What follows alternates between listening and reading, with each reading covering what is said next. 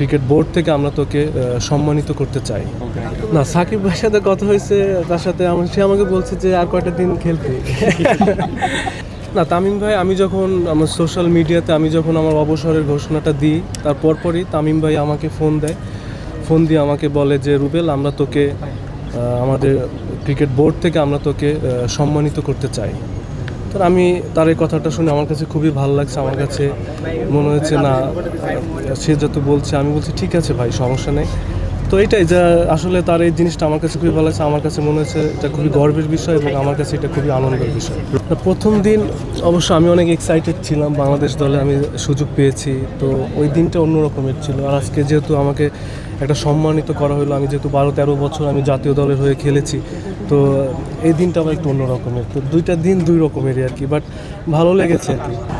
আর আক্ষেপ আছে, আক্ষেপ থাকবে না কেন? ক্রিকেটে, ইন্টারন্যাশনাল ক্রিকেটে অবশ্যই আক্ষেপ আছে। তারপরও আজকে যেহেতু আমরা করেছি, আমরা এই কথাটা নাই বলি। ভাই, ক্যারিয়ার শেষে কি আসলে কোচিংয়ে ফেরার কোনো পরিকল্পনা আছে কিনা? না, আমি ওইভাবে এখনও চিন্তা ভাবনা করি নাই। তো ইনশাল্লাহ আমাকে বলেছে, আমার সতীর্থরাও বলেছে, অনেক সিনিয়ররাও বলেছে যে তুই কোচিংয়ে ঢোক, যেহেতু এত বছর ক্রিকেটে খেলেছিস, তোর উচিত, তোর যারা জুনিয়র ছেলেপেলেরা আছে, পেস বলাররা আছে, তো অনেক কিছু তোর দেবার আছে আর কি।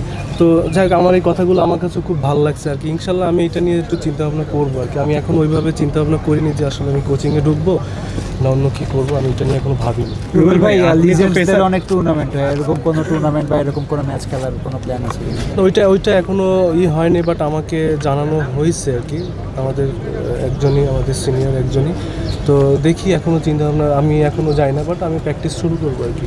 না, মাঠ থেকে বিদায় নেওয়াটা এটা আসলে অনেক গর্বের একটা বিষয়। সারা জীবন আপনার অনেক বছর জাতীয় দলের হয়ে খেললাম, কিন্তু আলটিমেটলি আমি মাঠ থেকে বিদায় নিতে পারলাম না, সতীর্থদের সাথে কথা বলতে পারলাম না। এটা আমার কাছে মনে হয় খুবই দুঃখের একটা বিষয়। তো আমি যেহেতু আলহামদুলিল্লাহ আমি যেহেতু সম্মানের সহিত এত সুন্দর একটা এনভায়রনমেন্ট তৈরি করেছে ক্রিকেট বোর্ড, যা আমার কাছে খুবই ভালো লেগেছে। আমার কাছে মনে হয় এরকমের মাঠ থেকে প্রত্যেকটা ক্রিকেটারের বিদায় নেওয়া উচিত, এবং আমার কাছে মনে হয় নেক্সট টাইম থেকে আমরা যারাই এরপর থেকে রিটায়ার্ড ঘোষণা করবে, আমার কাছে মনে হয় যে আমরা দেখতে পারবো মাঠ থেকে বিদায়, এটা দেখতে পারবো। রুবেল ভাই, মাশরাফির মুর্তজার সাথে আপনারা প্রতিবেদন অনেক বোলিং করেছেন এবং তিনি একটা খুবই অনুভূতি শেয়ার করেছেন।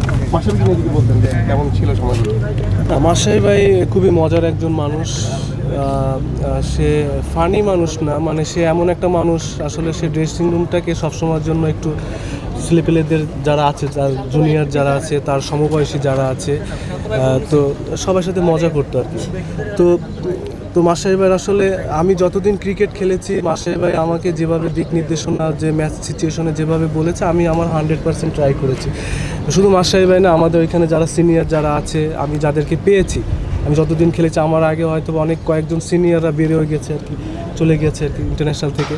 তো আমি সবার প্রতি, আমি সবাইকেই আমি ইন্ডিকেট করতেছি আর কি, যে আমি যাদের সাথে আমি খেলেছি, সিনিয়ররা যারা আমাকে যেভাবে বলেছে, হয়তোবা আমি ওইভাবে ফুলফিল করতে নাও পারি নাই, কিন্তু আমি চেষ্টা করেছি।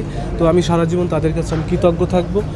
তো তাদের সাথে যে আমার স্মৃতিগুলো ছিল, মজার স্মৃতিগুলো ছিল, এটা আমার কাছে মেমোরি হয়ে থাকবে। সাকিব ভাইয়ের সাথে কোনো কথা হয়েছে কিনা অপশন নিয়ে? হ্যাঁ, সাকিব ভাইয়ের সাথে আমার কথা হয়েছে। কি বলেছে, মানে কি কথা হয়েছে বলতে? না, সাকিব ভাইয়ের সাথে কথা হয়েছে, তার সাথে সে আমাকে বলছে যে আর কয়টা দিন খেলতে। তো আমি তার সাথে বলেছি আর কি, যে অনেক দিনই তো ছিলাম আর কি বাইরে আর কি, এটাই আর কি।